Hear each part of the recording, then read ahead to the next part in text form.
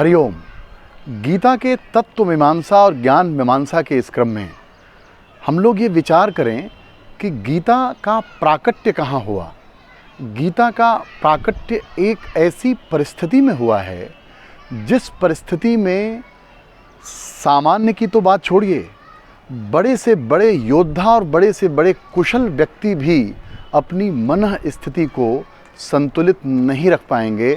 अर्थात युद्ध की भूमि अगर शत्रु और मित्र के बीच युद्ध हो तो भी समझ में आता है, क्योंकि मित्रता की स्थापना के लिए हम शत्रु को परास्त करना चाहते हैं और शत्रु के परास्त होने पर हमें सुख का अनुभव होता है। लेकिन अगर आपके प्रियजन, आपके मित्रजन ही युद्ध के दूसरे क्षेत्र में खड़े हों, जहाँ पर आपको उन्हीं लोगों के साथ धर्म की स्थापना के लिए युद्ध करना पड़े, जिन लोगों के साथ आप अपने जीवन धर्म को देखते हैं, जीवन का धर्म जिन लोगों के साथ रहना हम समझते हैं, परिवार के उन्हीं लोगों के साथ युद्ध करने की अगर स्थिति बन जाए तो ऐसी स्थिति में मन की क्या दशा होगी, ये सिर्फ कल्पना करने मात्र से आपके रोंगटे खड़े हो जाएंगे। अर्जुन ऐसी ही स्थिति में है कि मनुष्य जिन संबंधों के साथ जीना चाहता है या जिन संबंधों के बारे में जीवन भर सोचता है, आज वही संबंध युद्ध के मैदान में शत्रु पक्ष में खड़े हैं और वह अपने मानसिक संतुलन खो देता है।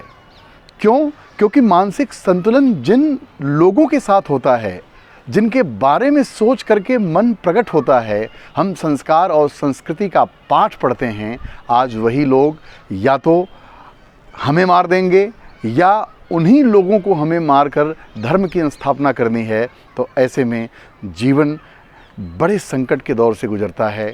मानसिक जो दशा है वो सामान्य नहीं रह जाती।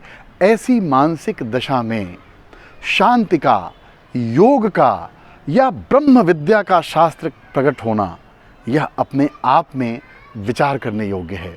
गीता योग शास्त्र है। श्रीमद् भगवत गीता को मैं अगर आज के अर्थ को समझने वाली दुनिया के सामने रखूं तो दुनिया का श्रेष्ठतम काउंसलिंग, जिसको अपन कहते हैं कि परामर्श और गाइडेंस की बात हम करते हैं, तो श्रेष्ठतम काउंसलिंग की प्रक्रिया है जहाँ पर एक मानसिक रूप से ऐसा व्यक्ति जो कार्य करने की स्थिति में नहीं है, अपने कर्तव्य से अपने को अलग करने की कोशिश कर रहा है। और ध्यान रखिएगा, मनुष्य जन्म लेने के बाद अगर अपने कर्तव्य का पालन नहीं कर पाता तो ये उसकी जीते जी मृत्यु हो गई।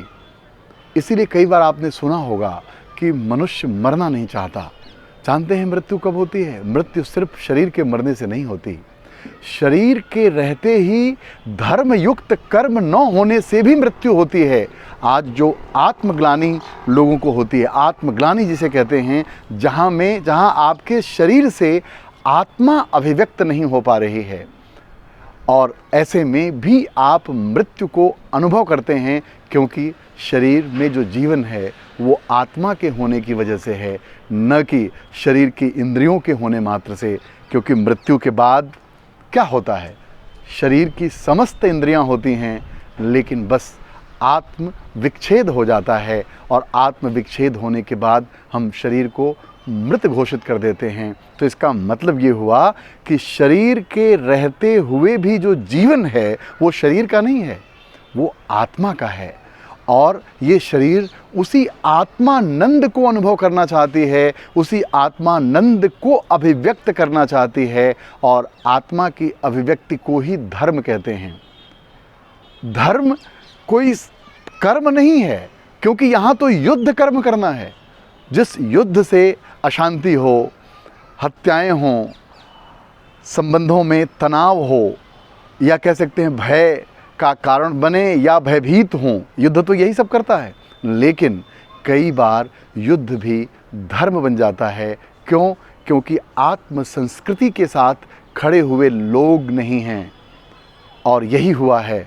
भगवान ने गीता के जब गीत वो गा रहे हैं तो उसमें ये कह रहे हैं कि जिन लोगों को तुम अपना कहते हो, जिन शरीरों से तुम संबंध जोड़ करके दुखी हो, ये वही लोग हैं।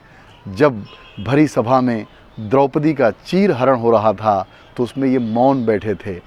यानी एक स्त्री अपनी आत्मा से करुण क्रंदन कर रही है, रो रही है, सबकी तरफ कातर नज़रों से देख रही है, लेकिन संसार का कोई संबंधी उसकी रक्षा करने नहीं आता है।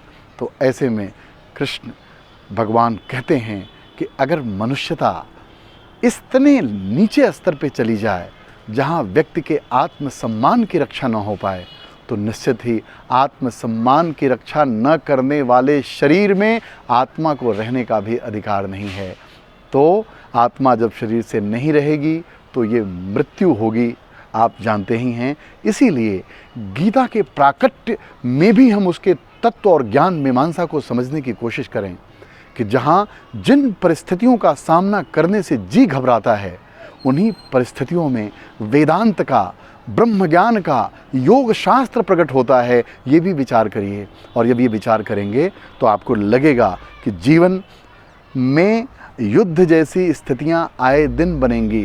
कभी आप स्वयं से लड़ेंगे, कभी अपनों से लड़ना होगा, क्योंकि समाज का निर्माण ही ऐसा है। तो युद्ध से जीते जी मुंह मोड़ पाना संभव नहीं है, लेकिन युद्ध के क्षेत्र में भी आत्मज्ञान, आत्म अभिव्यक्ति के साथ अगर हम रहें तो हम कर्तव्य से विचलित नहीं हो सकते। और कर्तव्य से जब विचलित नहीं होंगे तो निश्चित ही हमारा जो कर्म है वो इतिहास रचेगा, और उस कर्म के द्वारा हम अमरता को प्राप्त होंगे, क्योंकि मरना कोई नहीं चाहता। इसलिए अमर होने के लिए गीता में दिए गए उपदेश को हम लोग आज के मनोवैज्ञानिक भाषा में समझने की चेष्टा करें। ये सीरीज़ शुरू करने का मेरा उद्देश्य यही है कि हम अपने मानसिक बीमारी और शारीरिक स्वास्थ्य के लिए गीता का अनुगमन कर, चिंतन कर और अपने जीवन में उसके उपदेशों को अंगीकार कर हम अपने को शारीरिक, मानसिक, भावनात्मक और आध्यात्मिक रूप से स्वस्थ बना सकते हैं, समस्त विकारों से मुक्त कर सकते हैं अपने आप को। तो इसलिए गीता का जो तत्व मीमांसा और ज्ञान मीमांसा का ये सीरीज़ आप लोगों का प्रेम मिला तो हम निरंतर इसे आगे गति देंगे। तो अधिक से अधिक मात्रा में आप लोग अपने कमेंट भी लिखिए कि क्या मेरा कहना आप लोगों तक पहुंच पा रहा है, क्योंकि निश्चित ही अगर पहुंच पा रहा है तो हम लोग इस कार्य को, एक सुंदर कार्य को अंजाम देंगे। और इन्हीं शब्दों के साथ जय श्री कृष्ण।